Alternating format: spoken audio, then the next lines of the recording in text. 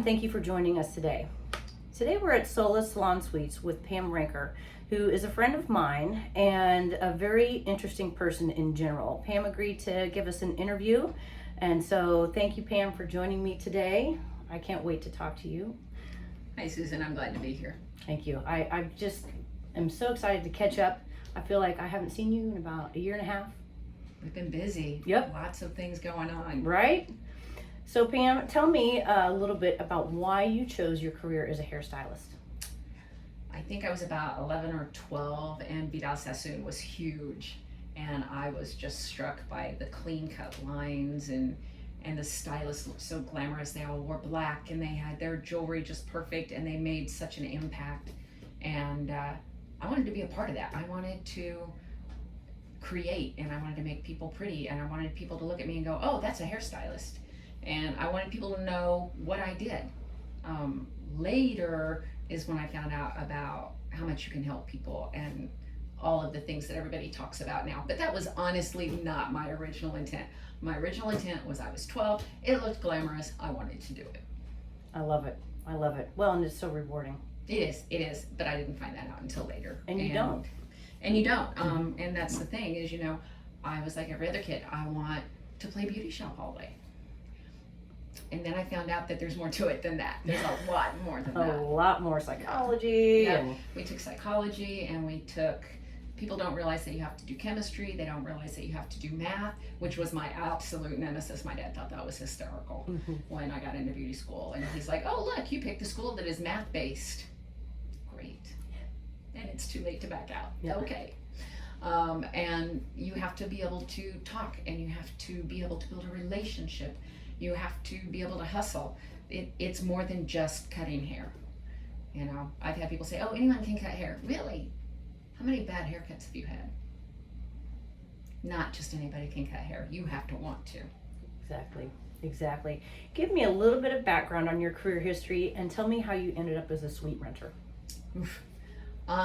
So I went to beauty school back in the 80s, and after 2 years of being in beauty school, I decided that it was time to raise a family. But in the meantime, my first job was at a corporate salon. So I was at a Regis Salon, and then I went to a Fantastic Sam's salon, and I really had good experiences there. I learned a lot. I learned that you have to work as a team.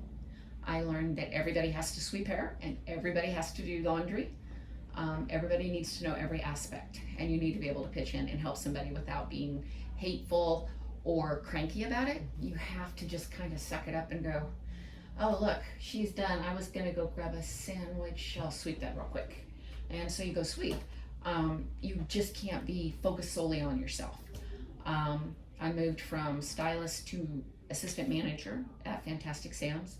And then after about 25 years at Fantastic Sam's, I moved to Kansas City. My husband had always wanted to live up here and work at a BMW dealership. And he had stuck it out in Wichita for a long time while I raised my kid.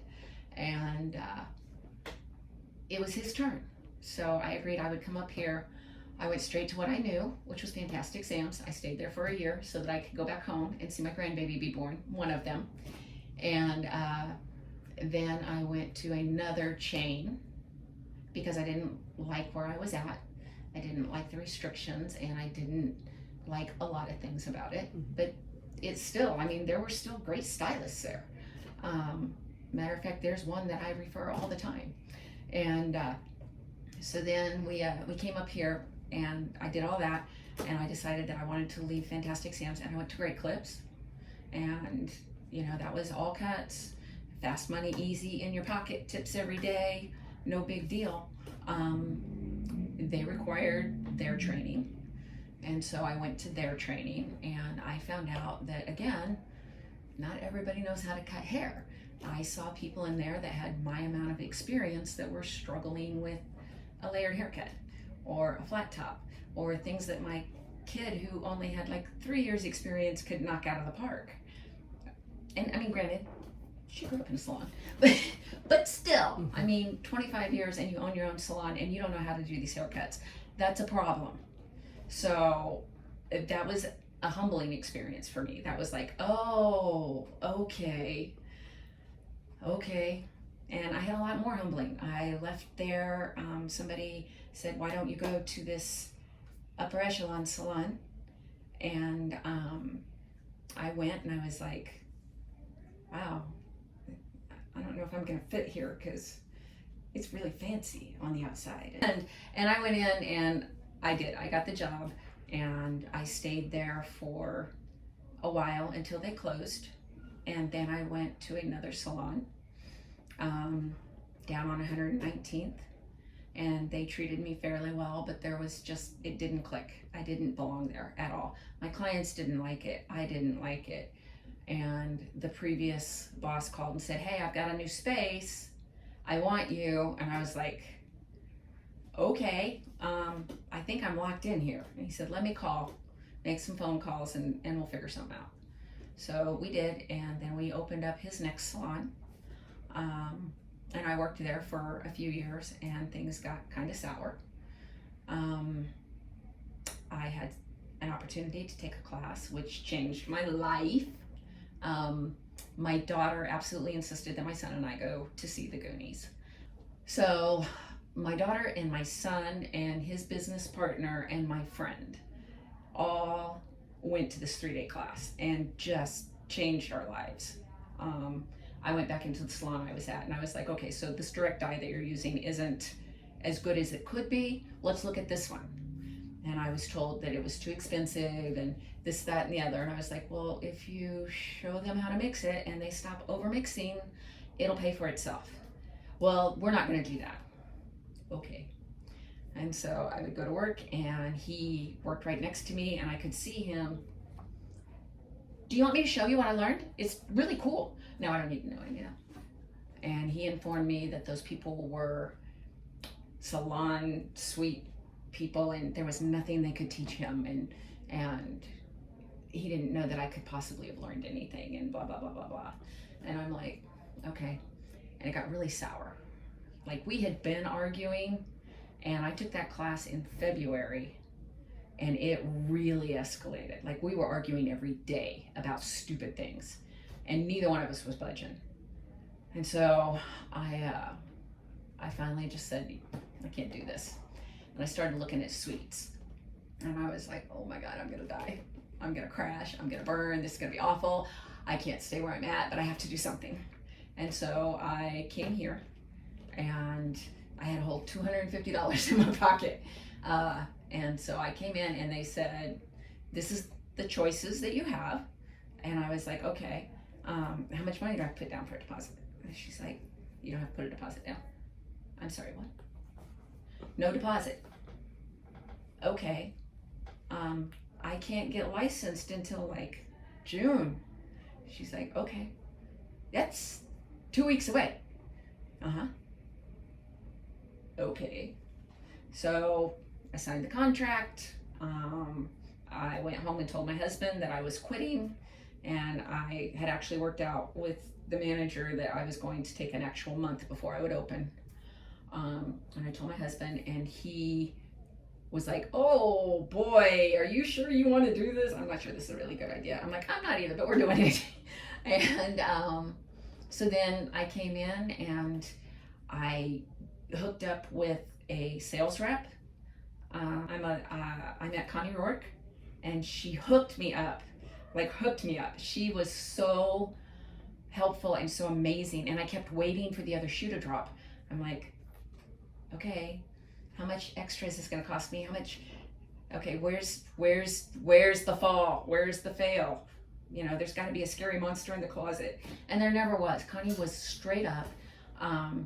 When I got here, they gave me $400 to start my suite, and I could spend it on color or a dryer or retail or a mat, anything. It was $400. Here you go. And I'm like, okay, so when do I have to pay that back? You don't have to pay that back. Ever? Nope, not ever. I'm like, okay, so you're gonna give me $400 and Connie's gonna hook me up with this. And I had $250. I now have about $1,000 that I didn't expect. I was very fortunate. I had the opportunity to start on $250, and I started in an empty room. I didn't do anything. I walked in and I had stuff on like maybe those shelves over there. I didn't really have anything. And I bought the color as I needed it each day with the money that I had. I started immediately looking at it as a business, and that I had to put money back into the business. And I figured that I was only getting paid 40% of what I was bringing in where I was at. So if I continued to get that 40% and stuck the other 60 back, then that would always make sure that I had money for my product and my retail and all the things that I needed. And that was where rent was gonna have to come out, because this was my money, and that the business had to be self-sustaining. And the next thing you know, I'm here. That's all there is to it. I love that story. That's awesome. It still just is so freaky to me. Right? And how long has it been?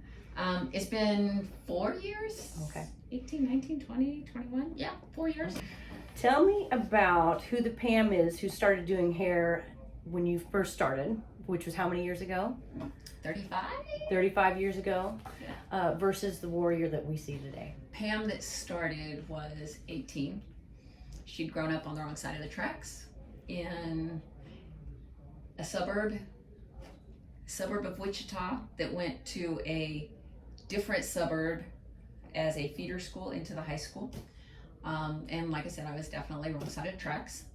We didn't have money. We didn't have anything. My parents had no idea how in the world I was gonna go to beauty school or anything else. We would figure it out, because that's what we did. We just figured stuff out as needed. And so I went to high school and figured out that I was never gonna fit in, ever.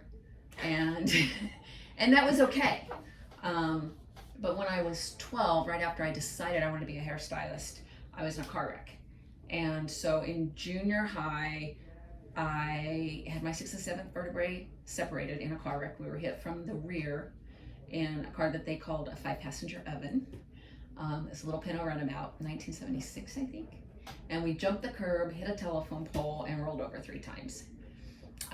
My mom could feel gas leaking on her hand. She'd gotten thrown into the back seat because nobody wore seatbelts in 1976. And I don't remember a whole lot except somebody, and I to this day couldn't tell you who it was. If they walked up and got in my face, I wouldn't know who it was. Some big guy came over, and my mom asked them to take us out, and they said they weren't supposed to move people from a car wreck. And she said, "You don't understand, I can feel gas." And so this guy, whoever he was, ripped the door open and grabbed my ankles and pulled me out and took me over away from a blast area. And they put me in a halo brace, drilled into my outer skull while I was awake. They gave me local.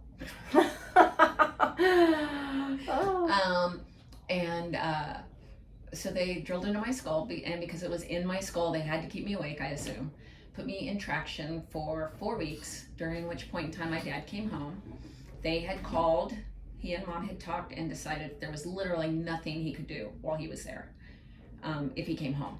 So there was no reason. He needed to finish what he was doing and focus on his stuff, and we would focus on our stuff. I was in the hospital for a long time. I lost usage of my right side completely, my hand and my leg. And when he came home, he said, we have these options. You can lay in bed and have a weak spot in your neck, and it'll kind of sort of heal. Or you can have a neck fusion, and your neck will be stronger in that area than anybody else's.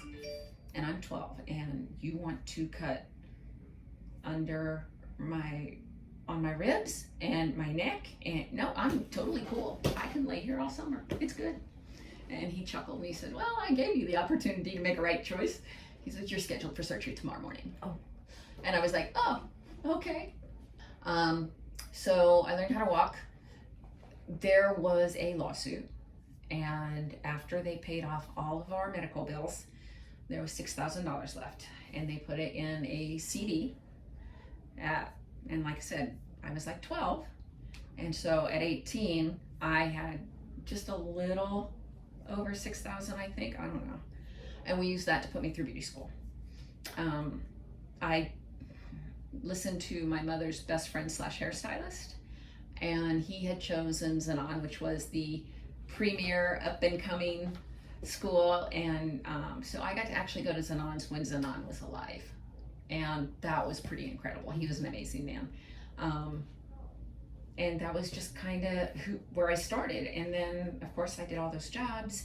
I had a few marriages and a few divorces. I'm on husband number 6. If you can name a loser, I probably married that type. So I started over pretty much every time. My dad used to tell me I was a horrible housekeeper. I couldn't keep a house if I had to. And along the way, I just kind of decided that you have to roll with the punches. You have to do what needs to be done. You have to get your hands dirty. You have to start at the bottom. And you have to realize that even when I was working at Sam's, it was a chain salon, but I wanted the people I wanted in my chair. So I went out and got them.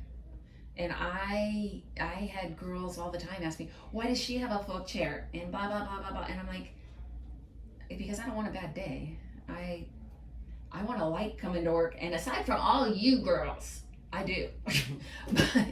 And so with all those knocks and starting over, and you get a tough shell, and you got no business being in this business if you don't have thick skin.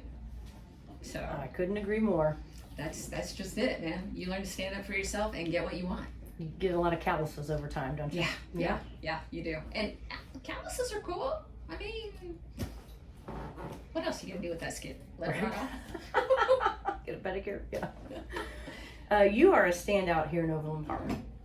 A little bit. A little bit. How did you adjust to your current salon environment, an environment where most everyone looks like me, your typical Johnson Countyan? So when I left where I was, after fighting with the boss, he had encouraged more of a nightclub feel. And I had told my husband when I moved up here that I didn't have anybody holding me back. And if he thought I dressed crazy there, I was gonna do whatever that I wanted here. And he was just gonna have to hang on. And then when I came here, I just decided that I wasn't gonna wear all black, and I wasn't gonna do anything I didn't want to.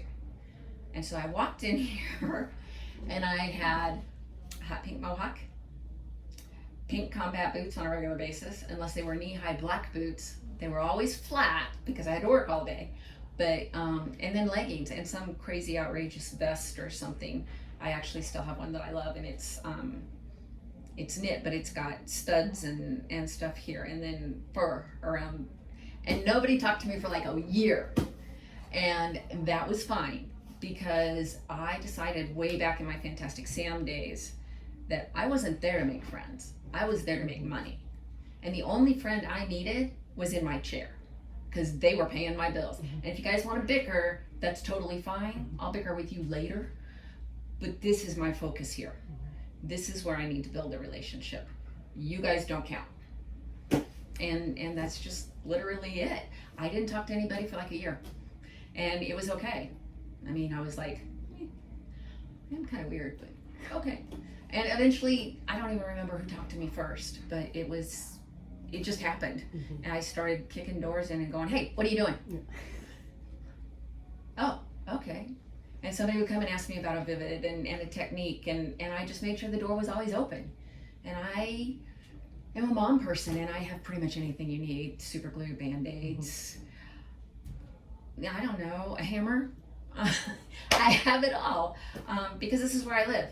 I live here a lot, and anyone who's watching this, if you repeat that, workaholic is not a bad word. I'm just saying. But yeah, I spent a lot of time here, and I wanted to be a hub. I wanted everybody to be able to come to me. I wanted everybody to know this was a safe space. And if I had it, you are welcome to it. And everybody's doing great. So it's literally about your determination. And do you have a feasible plan? You just have to make it work. You have to find those people and you have to bring them in, create a situation they want to come back to. Make sure you pre-book them. Make sure they know that you will get them whatever you want, whatever they need, and have it. Go the extra mile. People don't want just a haircut and a color. They want an experience, and they want a friend. And if you can't be a friend behind the chair, then I don't know what to tell you. You're going to be, I don't know, doing side jobs. So, but if you take that time and you put it into your business, you don't need side jobs. Right. That's exactly right. So.